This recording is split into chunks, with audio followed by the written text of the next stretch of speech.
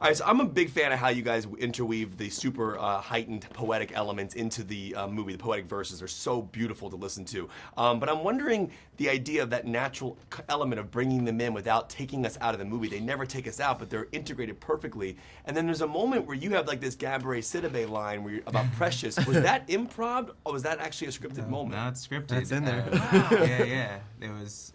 Yeah, we needed to get. It's practical, right? We needed to get from Sidibe to rhyme with "end of me." Right. So it's practical. Practical poem tricks. But as screenwriters, like bringing in those poetic verses into a film without taking the audience out, where was the line of not going too much with them, but then when you hit them really hard, they work?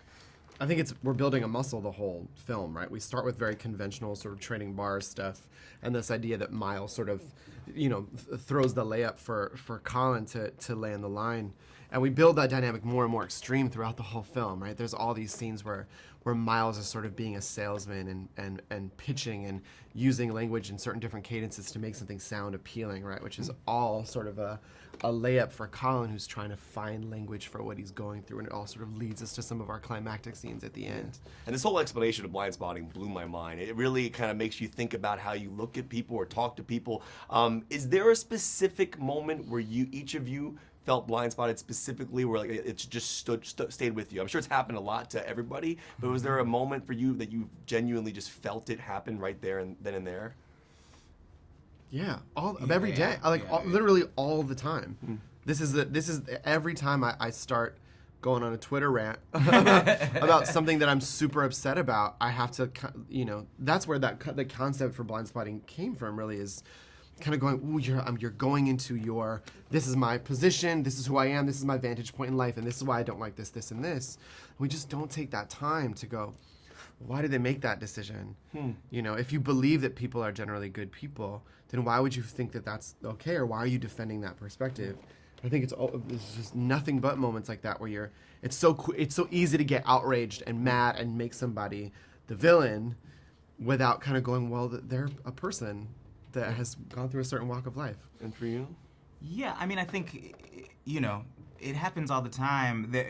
People are always more complicated than you can imagine they are when you first meet them, right? Yeah. There was this whole through line coming out when I was on Broadway, like in the early parts of discussions around Hamilton, about like Daveed Diggs was a homeless man living on subways with no formal training who managed to accident onto Broadway. Like, I've been an artist my whole life. Yeah. And he chose to sleep on the train.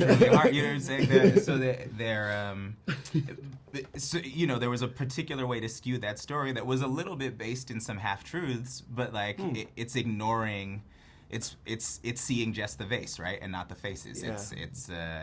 It's ignoring all of the context that you're not conditioned to see. So the whole idea of Blindspotting is that you have to do work to see the rest of it. And last question for you. One of my favorite things about this movie is the dolly zoom they use as you're running. It was like the vertigo shot, the the shot specifically. Yeah, he did the pull during the move.